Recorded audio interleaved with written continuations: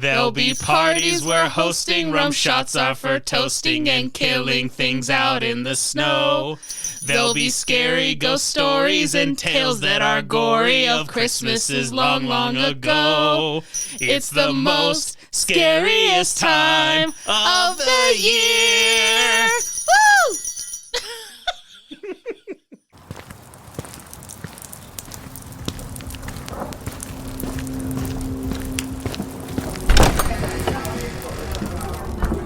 Welcome back to Hair of the Werewolf, a weekly supernatural and horror-themed podcast.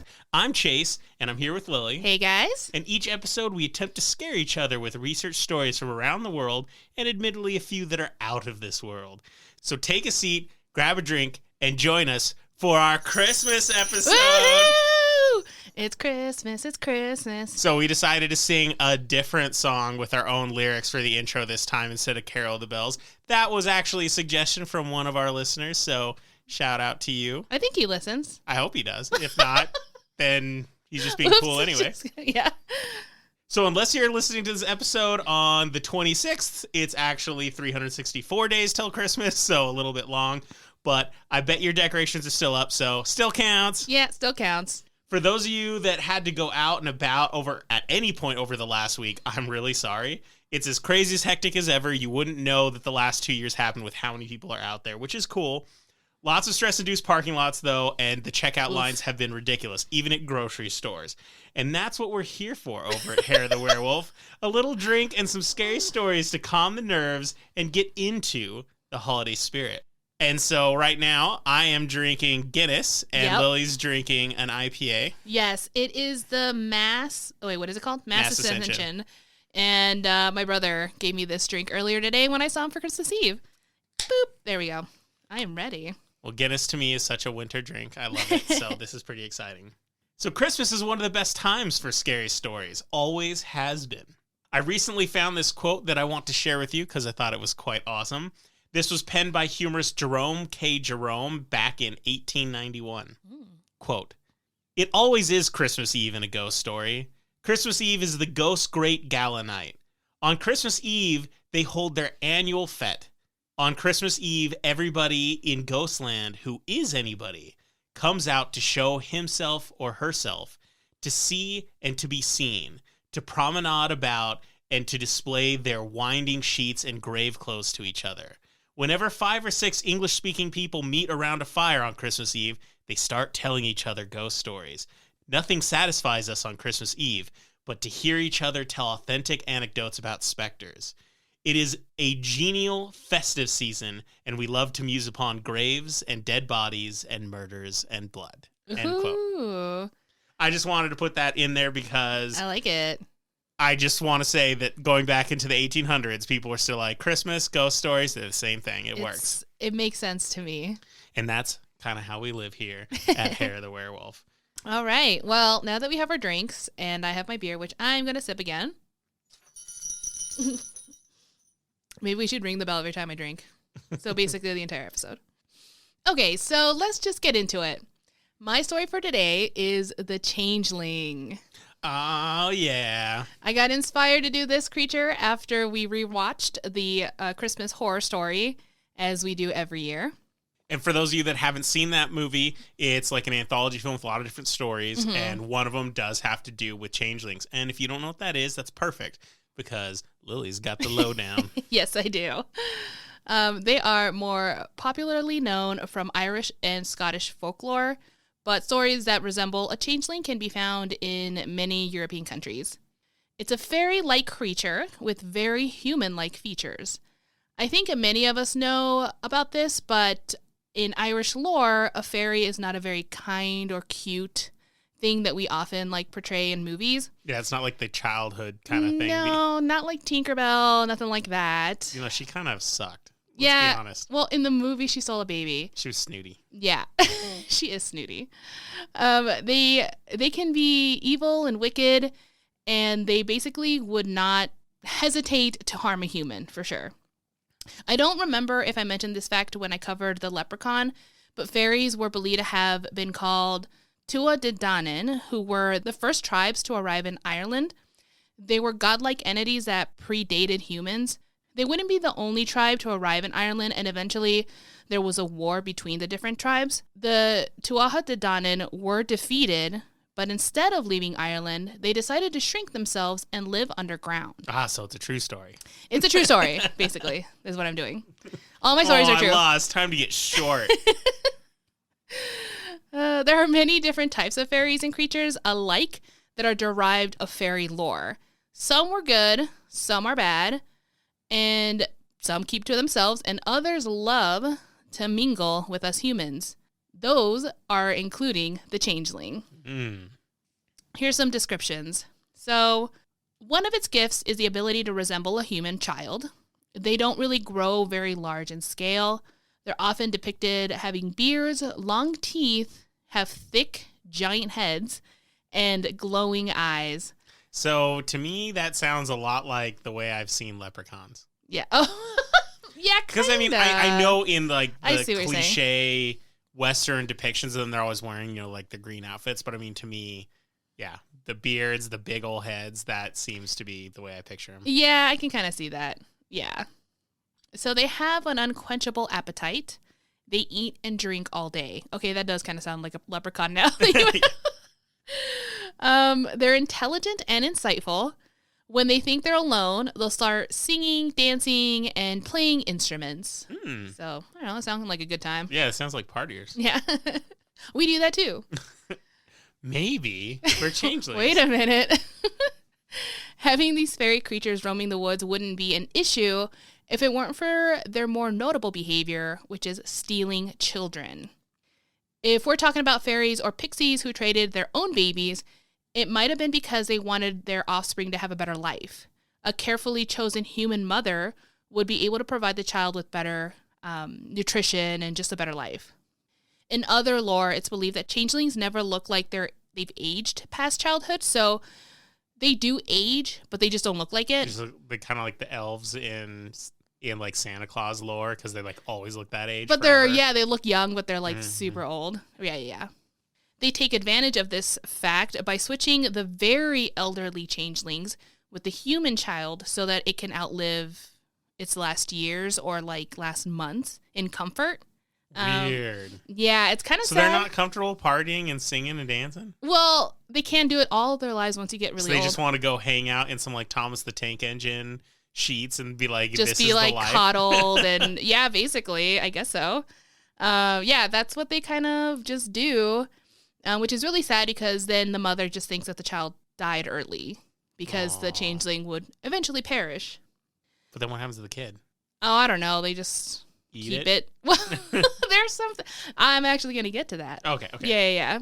Sometimes changelings will take a child to keep as a servant. Oh. It is possible for a changeling to love the child, but it's not that it's not as usual, but there are other reasons why they kidnap them. Some very nasty changelings out there steal kids just for fun and to cause harm. So, I don't know. They're kind of mean. I mean, they can't be the best slaves because they'll be slaves for a while, but at some point when they're like 3 times the height of the changeling, it's like, you can't tell me what to do, man. Yeah. You're not my dad. You don't know me. I'm going to be playing Nintendo. Yes, Nintendo. Back in like the year 300. I don't know. Ye old Nintendo? Ye old Nintendo. Maybe it wasn't a changeling, though. There are some people that say it. I just wanted to include this fact because it is talked about a lot of times. There was a time that people started to speculate that changelings were not to blame for human babies disappearing or being switched for a doppelganger. Some believed that it was witchcraft. Witches would swap the babies with changelings so they could sacrifice them to the devil. So in a weird way, the changelings were also victims because they would steal the changelings to steal the human baby, which is what they wanted, and then kill the human baby because that's what you would sacrifice. And that one sounds a lot more morose. Yeah. At first when they're like, I don't think that's what's happening, the changelings aren't kidnapping, and was like, oh, is this going to be like a super like skeptic, realistic answer? No. And it's like, no, witches do it. It got worse. There's more suffering. But wait, there's witches. But wait. Tips on how to prevent your child from getting abducted by a changeling include, one, the obvious one being constant surveillance. That should keep any abductor at bay, I think. They can use, or people, like parents can use items that deter changelings, like hanging an inverted coat or setting iron scissors next to where the baby is sleeping. Weird. An inverted coat. Like inside out or hanging upside down? I thought inside out is what Okay. Yeah. That's weird. Yeah, so in Sweden, some of their stories include preventative measures that, like, you know, they're like within the stories intertwined or whatever. And some of them are never letting the fire in your house go out before the baby has been baptized. The water in which the newborn is washed shouldn't be thrown out. I think it's because maybe it has a scent. And so if they throw out the water outside, it'll alert the changelings that a newborn is in the house. Okay. That makes sense. At first, I just didn't get it. I mean, it's not like they know otherwise. It's not like they were invited to the birth. So they're like, oh, I smell a new baby. It's so funny because there are already parallels to your story in mine. This is awesome. No way. Perfection, including baptism and everything. Oh, that's weird. Mm-hmm. So another thing is having a needle or a small trinket made of steel that could be attached to the diaper for protection. I've heard so many different reasons why that is. One is that like steel irritates them, so they can't really hold the baby when they try to seal it. Other ones are like it somehow reflects the moon and that hurts the changeling.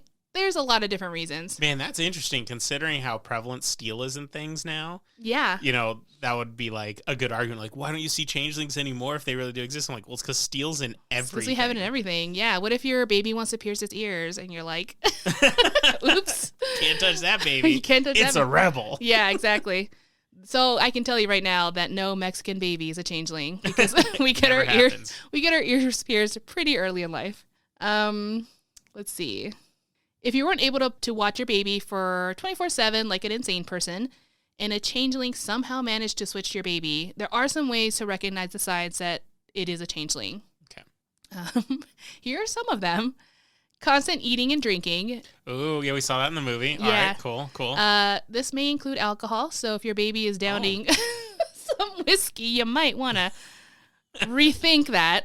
Just imagining you as a baby, like, throwing your sippy cup and holding up a shot, and you're like, give it here, Percy. Yeah. Yes, give it here. Oh, my God. Here's another one. Crawling on the walls, making inhuman sounds, snarling and hissing at the sight of a religious artifact or paraphernalia. That would make sense, yeah. Yeah, when baptized, it begins to wail and contort in a gruesome fashion. Oh, wow, so it's like acid. Yeah, acid. The saddest reason, though, is that it would die without a cause, which kind of leads into my next facts that I'll be sharing with you. Now, what is the meaning behind the changeling? So we've talked about, like, you know, they're just like evil little creatures that sometimes like to switch babies. So do you mean like what's the explanation behind the lore? Like, why would they exist? Like, who came up with this? What's going on here? There are different theories as to why they do.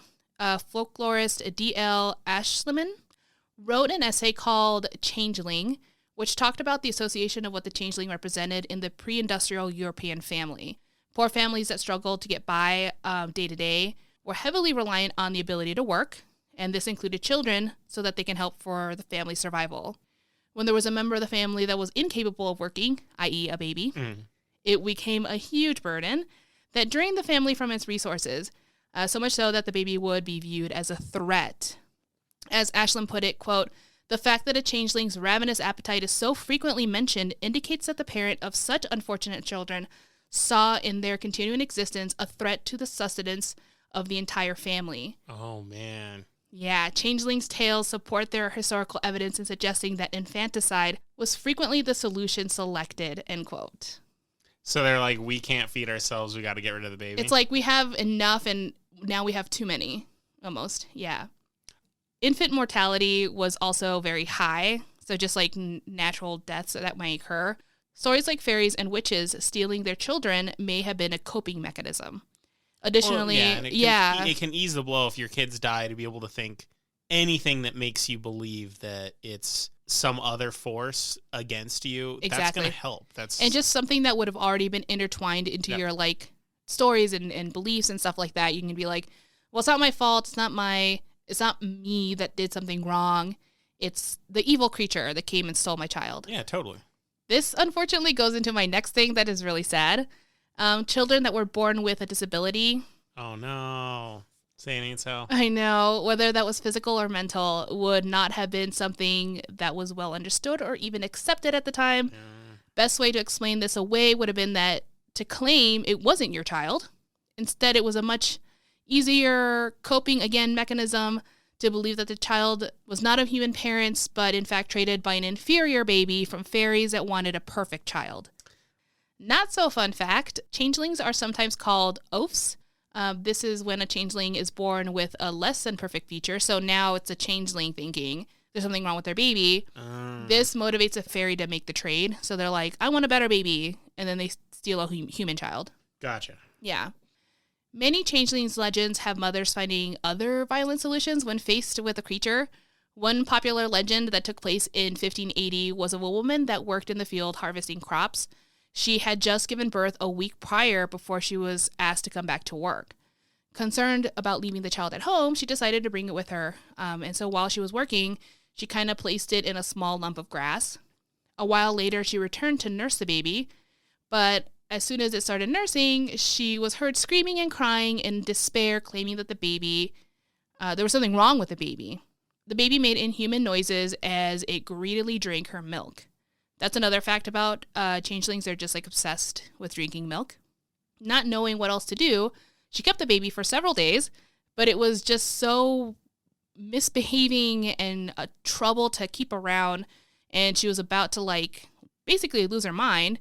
So she decided to go and ask her nobleman, her boss, for advice. And he told her, quote, "Woman, if you think that is not your child, then do this one thing. Take it out to the meadow where you left your previous child and beat it hard with a switch. Then you will witness a miracle," end quote.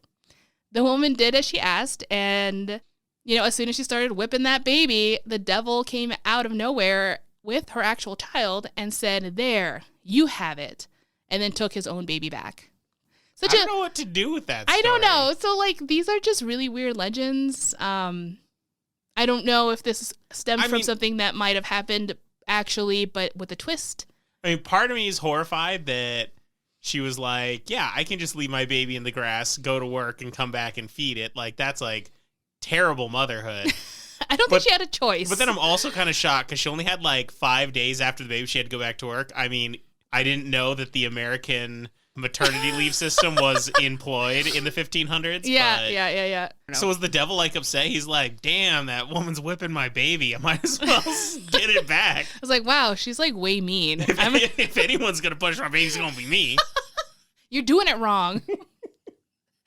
No, I don't know. So there's a lot into the story. When I read it, I was like, okay, so there's a lot of issues. Like you said, she was asked to come back to work right away.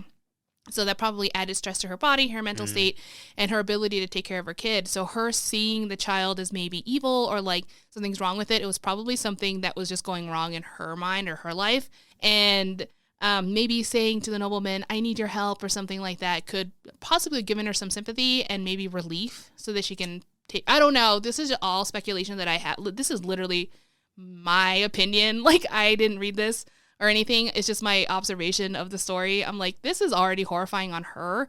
So maybe she's like, look, maybe if I say my baby's crazy, maybe I'll seem less crazy. Or maybe I am crazy. I don't know. Yeah, I just want to mention that we at Hair of the Werewolf do not condone whipping your baby if you're worried it's a changeling. Yeah. I don't recommend it. Talk to a doctor. Other advice given to women was to burn the child. Whoa. Yeah. And either throw it in the fire or place it on a boiling pot. The intent was to have the changeling cry so loudly that the rightful mother would eventually show up and save it. Sadly, as I mentioned before, there have been real accounts of mothers claiming that their child was an imposter/changeling, which often resulted in tragedy. But there have been cases where the mother was right. What? So I have a story here. I'm getting a little true crimey again, but get over it. Okay. She's looking right at me while she says it. There's no one else in the room. Okay, so this is a very famous case of Walter Collins. On March 10th, 1928, 9-year-old Walter Collins was given some money to go to the cinema. Hours later, when he didn't return, Christina Collins reported him missing. Many people tried to help and were concerned for Walter, which resulted to to a lot of sightings. So reports were given, and it was really hard to really determine which ones were true. However, One in particular caught police's attention when Walter was spotted in the backseat of a car wrapped in newspaper from the neck down. But the lead kind of died there. Then in August, about 5 months later, a child who was identified as Walter Collins was found. He showed up alone to authorities at an Illinois police station. Walter had disappeared in California, so it was a long way from home. Holy cow. Yeah. The child was returned to his mother, but upon reuniting, Christina uttered the famous words, "I do not think that is my son." Police had questioned him for more information about his abductors, but he could not recall details. Investigators thought he looked a little different as a result of experiencing such horrible things during his kidnapping. The mother was instantly convinced that it was not her child, but investigator J.J. Jones told her, quote, "Try the boy out," end quote. Oh, that's so weird. It is so weird. So she did. So she took the child home. It took only 3 weeks before Christina returned the boy to the police station. However, this time she brought dental records to prove that the child was an imposter. But it didn't matter. Jones accused Christina of trying to make him look like a fool, and told her, quote, "Are you trying to shrink your duty as a mother and have the state provide for your son? You are the most cruel-hearted woman I've ever known," end quote. For her false claims, police had Christina committed to the Los Angeles County General Hospital for psychiatric treatment. She was there for 5 days. It wasn't until she was released that Walter told her the truth. Investigators were again brought in and concluded through handwriting analysis that the boy was in fact not Walter Collins. Who was he, though? In a handwritten confession, he wrote, quote, "I am not Walter Collins. My name is Billy Fields. I said I was Walter Collins because I wanted to get into the movies in Los Angeles," end quote. Oh my God. I know. But the boy had lied again because it was later revealed that his real name was Arthur Hutchins Jr., and he was actually 12 years old, not 9. And was previously a juvenile criminal from Iowa who had run away from home. So he had a broken... What kind of rap sheet can you have by the age of 9? Well, he was 12. Yeah. He was 12. I mean, impersonating a 9-year-old. That's an overachiever. You know, like when you see all those super intelligent kids who are taking college courses, but they're supposed to be in 5th grade. Right. This guy was doing that, but the wrong stuff. But the other way. Yeah. Hutchins then said he only pretended to be Walter Collins after he was identified by someone at a diner. So he didn't really... It's not that he didn't want to. He didn't plan this. It just kind of fell into his hand. He's like, okay. He went along with it because, again, he wanted to get away from home. What's that? Such a con man. Very much a con man behavior. He was able to pose as Walter easily because he received information from police when he was being questioned, and and he was allowed to read a lot of the letters that Christina had written to him after she was informed of his findings. She had written to him or whatever.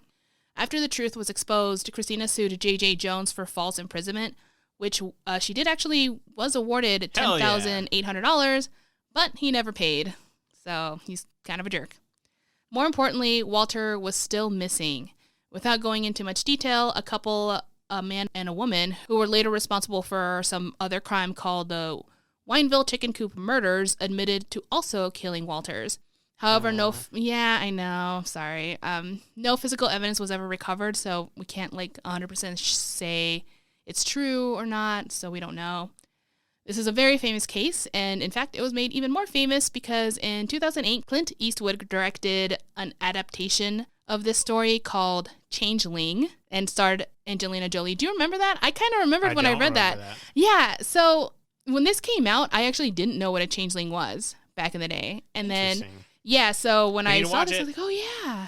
Clint Eastwood's an amazing director. I mean, I don't know if I would like talking to him in real life because our personalities wouldn't mesh, but God, he's a great director. Look, I don't need to be friends with people who make entertainment. I just want to hear and watch them do cool stuff. Now, if you think you're safe from changelings or other fairies just because you're no longer a baby, think again. I was going to be because we don't have kids. You're like, no. Nope. You. No, you. Some fairies would steal young adult humans to marry or to have babies with. This included both men and women. There was just one problem. Since changelings could only look like children, something else needed to appear as the imposter. Luckily, fairies were able to enchant a wooden log to appear as a human. It would, of course, lack human emotions or like other normal behaviors. So eventually, what they would also enchant in the wood before anyone really caught on was that they would get really sick and then die. Like the imposter, like the wood. So wait, Do you know what I'm saying?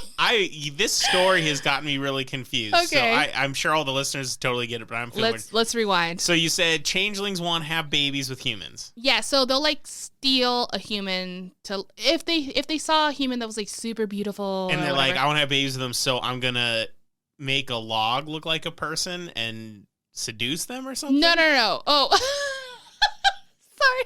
I'm just seeing people riding logs going, this is disgusting. No. What's going on? I think I must have said it horribly wrong. I'm so sorry. So they would be like, wow, Chase, you're so fine. I need to have a baby with you. I've heard this before. So, Continue. What would happen next is they'd be like, we need to steal Chase. But then they're like, but people are going to notice he's gone. So we need to like put something in place. But we can't put a changeling because they all look like babies. Oh, so you're putting like a decoy so people It's don't a decoy, know. an imposter, like something, yeah. Okay, so this is really funny because I just watched one of the Santa Claus sequels. Oh, yeah. And in it, Tim Allen, who plays Santa, has to get married or he loses being Santa. But they make a fake, like, wooden Santa to take his place. Oh my God. And he turns out to be, like, a fascist dictator and wants to, like, ruin the North Pole and everything like that. Nice. Which I thought was pretty weird. And for all you Marvel fans, Nick Fury regularly has a fake version of him running around, and they're called life model decoys, and they're like fake robots, and it always goes wrong. Well, that was your daily dose of nerd. There you go. You're welcome. So that's what they're doing. They're just putting decoys, basically. All right. So yeah, I was getting confused. I was like, are they getting them to like have babies with the wood? No. I said this incredibly wrong before. No. So like then, but see, here's the thing. The changelings would know, one, they're going to notice it's not like them. Because exactly. A changeling could at least like kind of figure out like, oh, maybe I should start doing this to be more human-like or whatever. But a piece of wood wouldn't. So what happens? Sometimes I wake up and I look at my wife and I go, is that some wood? Or is my wife just really still right now? Funny you should say. Because this brings me to my next case, Bridget Cleary, which is like a really famous case in Ireland. Bridget Boland, which was her maiden name, married her husband, Michael Cleary, on August 6, 1887. Okay. As the years passed, Bridget was known to being very independent. She was a businesswoman by selling eggs, and she made dresses and hats that she also sold. Cool. That was not common at the time, so people were like, oh, how modern. The couple was well off, especially since Bridget was bringing in a lot of money. This allowed them to also basically live in a nice home. Sure. In the 8 years they were married, they never had children, so this made the couple even stranger at the time. Most people say that their marriage was very happy, but others were like, yeah, there was some tension, particularly because Bridget was so independent. Bridget would often make home deliveries of her products, so she'd like deliver eggs or like a dress or something like that, which Michael did not really like. On March 4th, 1895, Bridget was delivering eggs to her father's cousin on her own, as she has done plenty of times. She had done the 3-mile walk before as well, so she knew the path pretty good. Sure. And she also knew that in this path, she would have to basically pass a fairy fort. No girls allowed? Yeah. No boys allowed. I had to look this up. I didn't know what a fairy fort was. It's basically... Who does? I don't know. Some people, maybe. There are circular stones from old dwellings way back in the time of the Iron Age, I guess. Mm-hmm. They have since long been abandoned, obviously. And since then, it's believed that fairies overtook residents there and now live in these ancient forts. Oh, okay. Yeah. Anyway, when Bridget returned home, she mentioned that she was feeling weird. She was kind of cold. She couldn't get warm. In the following days, Bridget got worse and fell very ill. It took the doctor 9 days before he could see her. He finally diagnosed her with having, quote, nervous excitement and slight bronchitis, end quote. The doctor gave her some medicine and wished her well. Some cocaine, I assume. Good luck. Yeah. You're diagnosed with nervousness and bronchitis. Yeah. But mostly nervousness. Mostly nervous. Cocaine should fix that. Michael, on the other hand, was growing suspicious. He started believing that Bridget didn't quite look like herself. He claimed that she was 2 inches taller and too fine to be his wife. Woof. Wow. That's so fucking rude. Yeah, that marriage has issues. Yeah. Michael went to a fairy doctor who confirmed his suspicions. That night, he performed an exorcism and forced her to drink a bitter concoction, threatened her with a hot poker, and burned her forehead, all while she was being held down by other men. Witnesses claimed she was wild and deranged, but I'm pretty sure she was just scared out of her mind. Yeah, I don't think anyone's going to handle that situation. Yeah, it's like, oh, particularly he's well. cute. Yeah, give me some more of that weird drink. And we already know the husband's an asshole. Oh, so. yeah, he's totally not a cool person. By the end of the night, Bridget calmed down and the house fell silent. Michael thought, well, the exorcism worked. That is until the next day, Bridget made the mistake of requesting milk, which I've mentioned before. Changelings love milk. Are obsessed. Basically, Michael was back at it again. He forced her to eat weird things, hoping to expel the evil out of her. After some time of torture, relatives tried to stop him, so there were actually people at the house like witnessing this entire thing. But he insisted that she wasn't his wife. He eventually became enraged when Bridget refused to answer any more of his questions, just probably exhausted or just like, it doesn't matter what I say. He proceeded to douse her in oil and set her on fire. Oh my God. After Bridget died, he took her body and buried her a shallow grave about like a half mile from the cottage. Michael waited 3 days for the fairies to return his real wife, but instead, authorities showed up at his door. Not what he's looking for, because he's a crazy man. Because he's insane. Him and 7 other men involved were charged and found guilty of manslaughter. Good. Yeah, so it is good, but to this day, it really is debated whether or not Michael believed his wife was a changeling. When you do read more about the case and like his behavior, there are factors that could be argued on both sides. It's just bizarre either way how far he took it. I don't know. The whole story sounded terrible. It was almost like he was deranged and he was maybe paranoid. Yeah. And this poor woman suffered because he was a psycho. He could have been like deteriorating over time, maybe, but we don't know a lot about that. Like people say, well, he's very science minded. He actually didn't believe in fairies, but then why did he start believing in fairies? We have no idea. And there wasn't a lot of like psychoanalysis at the time. There wasn't like, oh, get your FBI agent who can like read people or your therapist. Nope. It's just like, dude burned his wife alive. That's all we know. Man, the number of horrible things that happen to people because they happened in a time before we had laws and protections is pretty shocking. And it makes me wonder what we have going on now that like people in the future can be like, I can't believe we let that happen. And I was like, damn, I wonder what that was. Oh my God, so many things. So I basically gave you the top news stories of changelings actually basically integrating into our real life and causing harm, and a little anecdote of what changelings are all about. So I don't know.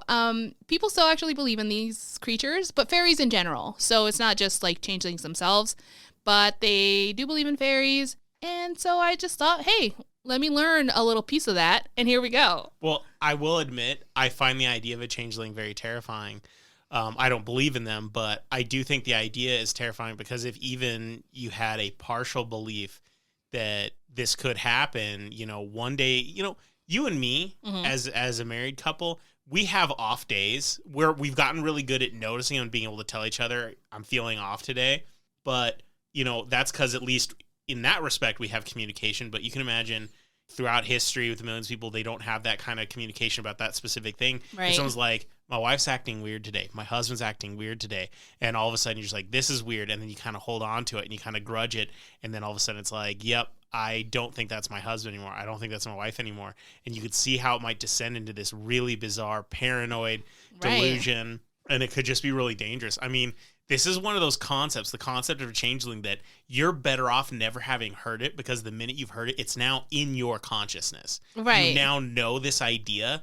And so if you're one of the people who has the ability to believe in it, it could just ruin things. I It's think actually very terrifying. It's very terrifying. And I think our most modern format of this, in my opinion, are exorcisms. Like, you know, a demon or terrible spirit invading a human mind or body or whatever. And then, like, instead of being like, oh, maybe they need a doctor or they're suffering from this or that. But I would even argue that the modern versions that we've seen of exorcisms are a much friendlier concept, because with those, the idea is that someone's latched onto your loved one and your loved one is still in there.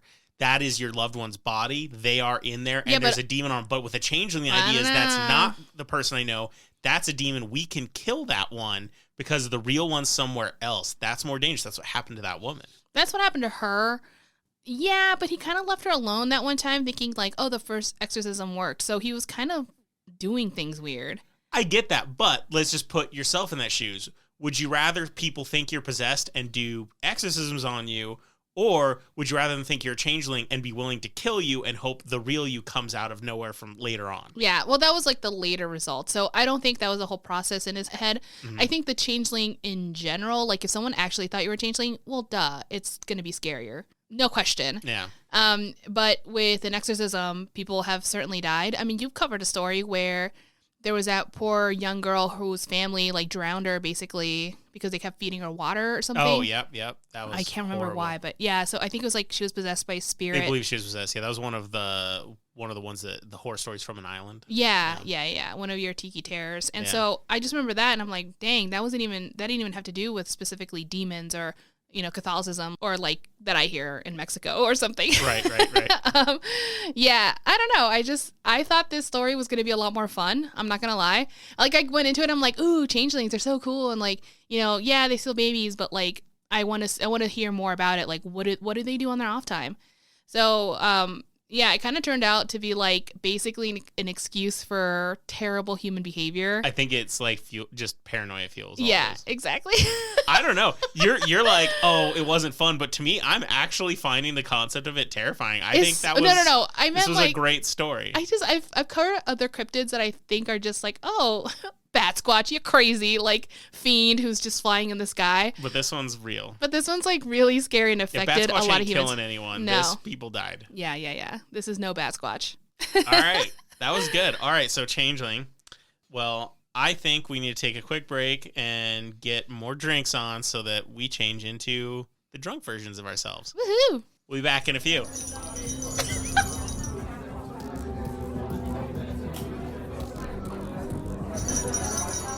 Welcome back, and I have my new drink. I am still drinking the beer, but I thought, let's get a little crazy. And now I have a shot of rum. So here we are. And we're totally recording this on Christmas Eve. So oh, yeah. you're working on a good Christmas morning right now. Yes, I am. So I have a few appropriately themed holiday stories to tell you. So be prepared. My first story is far from a tall tale, although it may include elements that historians would debate. The end result, though, is a real tradition that continues to this very day. It's one that I had not heard of to this point, and I'm pretty sure people will either find it bizarre, creepy, or even gross. Oh. As many, if not most of you know, Santa Claus owes a portion of his origin to St. Nicholas, a Christian bishop born in the 3rd century. He is known to have given gifts to the needy and poor, often at night through open windows and such, and even one story involving putting gold in a stocking that was drying near a fireplace. These traditions evolved over the centuries into the bearded jolly man that kids revere in the modern era, and it grabbed elements from other traditions as well, of course, and even some good old-fashioned capitalist marketing from Coca-Cola at some point. Although Santa is now synonymous with Christmas, many religious traditions still very much celebrate a more orthodox or traditional view of St. Nicholas. You see, St. Nicholas did far more than give gifts away, even though that's what he is most known for today. He was involved in a considerable number of miracles throughout his life, probably what helped him become sainted, or turned into a saint, I should say. A particularly unsettling one involves 3 theology students staying at a less than wholesome inn for the night. The innkeeper snuck in at night and killed all 3 students by smothering them with a pillow so he could steal their money. Oh, rude. St. Nicholas arrived at the inn the next day, and he was unconvinced of whatever foul story the innkeeper had claimed happened. St. Nicholas brought all 3 students back to life. Oh my God. And accused the innkeeper of murder. Whether or not you believe that story, it does paint him to be quite a badass. I mean, he resurrected people, not just giving gifts. He's like, you get a present, you're good. Oh, you're good? I'm going to bring you back to life. So, jeez. Yeah. St. Nicholas died on December 6th, 343. His body was entombed in a church in Myra. Now, unlike most tombs, this one began to, well, I don't know if a leak is the right term. What? But water began to emerge or trickle out of the tomb. Oh, that's nasty. The water apparently was very pure and smelled sweet. They called it manna with 2 N's, so different than what, land RPG people do. And followers claimed that the water had healing properties. Oh, that's so gross. It would be easy to assume that it may have been placed near a natural spring or water flow. That's probably what's happening. But about 700 years later, in the year 1087, the tomb was moved to Bari, Italy. Allegedly, the water continued to flow from the tomb even though it had been moved. That is, of course, assuming that they aren't lying in hopes of continuing the miraculous proprities of the tomb, of course, blah, blah, blah. That's not meant to be said disrespectfully. It's just to cover bases. Right. Well, every year since 1097, on the anniversary of the tomb's move, something rather weird happens. And so this is it. The, quote, stone sarcophagi is opened. In the crowded crypt, the Archbishop of Bari extracts 1 or 2 glasses of water formed during the year around the saint's bones. A father of the Dominican community pours this manna into large containers of blessed water, making a large quantity to fill small bottles in order to satisfy the requests of sick people and pilgrims, end quote. Okay. So every year to this date, it happens now. It's like gonna, on Christmas. It happened last May. It's going to happen again in May. Oh, they do it in May. I thought it was he Christmas. died around Christmas. Oh, okay. That's why it's kind of celebrated. But the tomb was moved in May, so they celebrated that. I see.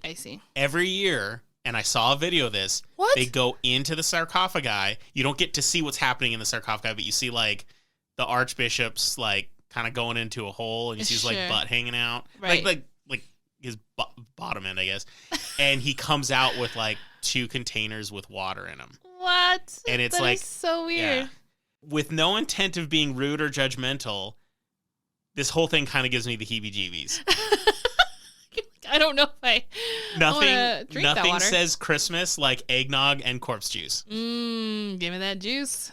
I'm sure people who already knew about this, it's not terrifying because it's shocking how many traditional things people do actually do sound appalling when you've never heard them before. But the idea that water is flowing around the bones, I mean, I can see how that might be a miraculous thing, but there's just something about it that really kind of grosses me out. Yeah, so. I mean, it's human stuff. And it's getting into the water, and you're supposed to, like, I guess, getting said water and using it for healing powers. I mean, and so since you can't actually see what he's doing, you don't know if, like, it could be like 1,000-year-old ruse where the water didn't flow because they had put the tomb on there, but they're doing it to kind of keep a tradition alive. I don't know if that's what's actually happening. That's true, I don't know if there's water. Maybe this is a truly miraculous thing, but that's definitely takes a Christian point of view to a very Christian saint. But I just thought it was pretty interesting that you have Santa who came from Old Saint Nick, and there are people to this day claiming to drink water that pools around his bones. Santa water. That's Santa water. Sounds way better to me. I think that's supposed to be an ad for Coke. Yep. But maybe that's what he was trying to give us. He's like, yes, Coca-Cola, drink my soda. So take that as you will.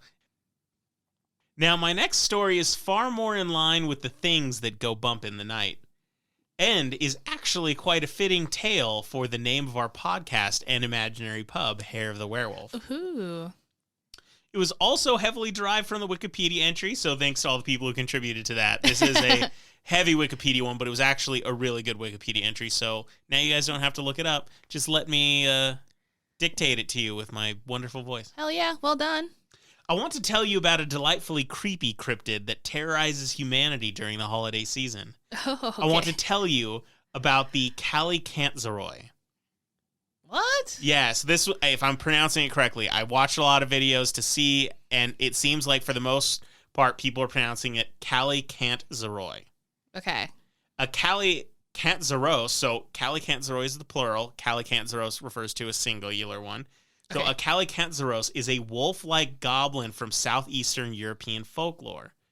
The specifics of the story range depending on what region you are talking about, be it Greece, Bulgaria, Bosnia, Cyprus, Turkey, and many others nearby. Okay. One popular theory as to the origin of the name is that it is derived from the Turkish words kara, meaning black, and konkolos, meaning bloodsucker or werewolf. In Greek, Kallikantzaros can be used to also refer to gnomes and goblins in a more general way as well. Okay. The Greek version of the tale claims that these creepy creatures live far under the ground most of the year. They are diligently sawing at the world tree in an effort to fell it, which would bring Earth to ruin. Apparently, it takes them a whole year for them to get close to succeeding, and when they are almost done with their diabolical task, something changes on the surface. Christmas and the winter solstice comes. More specifically, the 12 days of Christmas, which go from December 25th to January 6th. Yep. This unique event serves as an opening or opportunity for the Kallikantzaroi to come to the surface and torment humanity, primarily at night, according to legend at least. Delighted at the prospect, they stop sawing at the world tree and wreak havoc for nearly 2 weeks.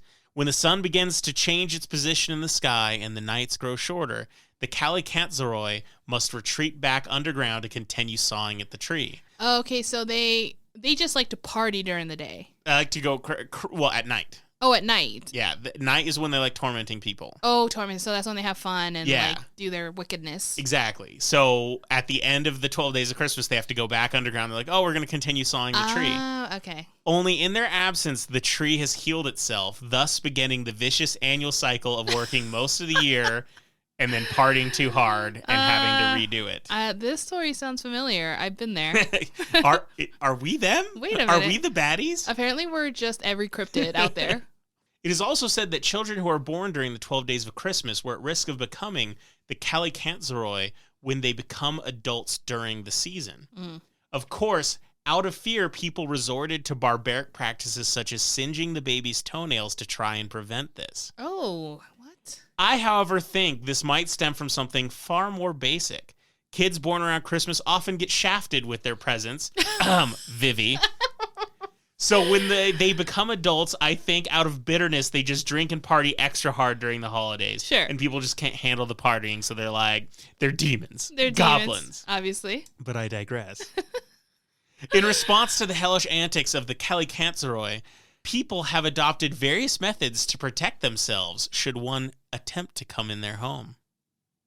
One, which people might find familiar, is to keep a fire burning throughout the 12 days of Christmas in an effort to keep them from coming down the chimneys. For sure. To take it one step further, some would burn foul-smelling shoes in the fire as a deterrent. Apparently, they don't like smelly feet.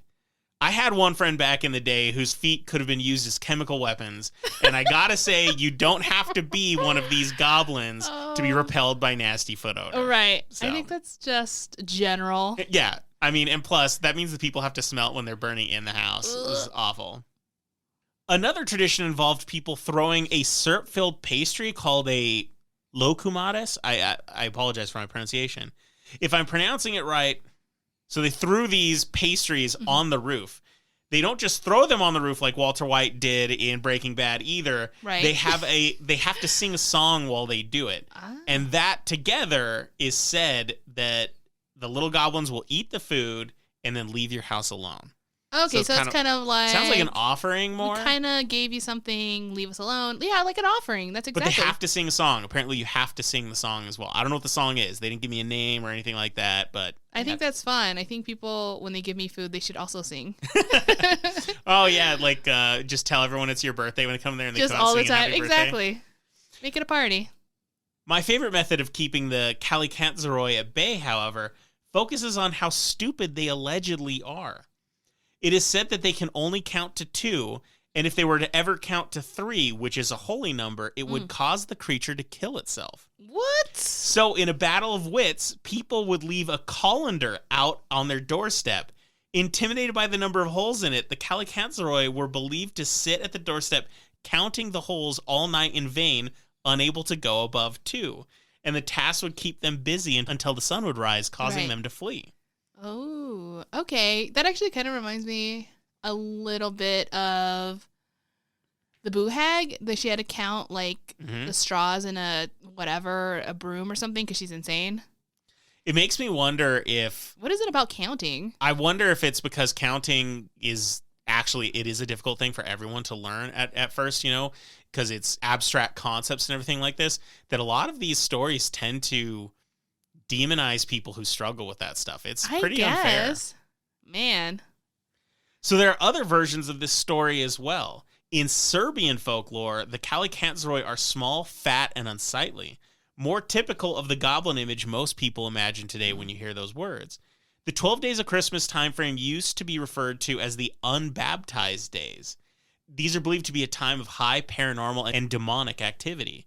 People would spend more time indoors, rarely traveling outside late at night, for fear that one of these creatures would latch onto their back. Ugh. This hellish piggyback ride would continue until dawn, and the victim would be forced to carry the Kallikantzaroi wherever it wanted and wherever it beckoned. As is typical, those that were captured were often those of low moral character. Late-night activities have always been the domain of sinister deeds, and this version of the Kallikantzaroi seems to indulge in that notion. Adulterers were seen as the people most likely to be up to no good at night, so the story could be seen as a cautionary tale for those engaging in extramarital sex. Oh, okay. It's not my fault. It's a killer cancer. It's like, were you cheating on me? Then why is there someone on your back? Yeah. I can see them right there. The Turkish version of this creature is particularly unnerving. Known as the I can't do this, holy crap.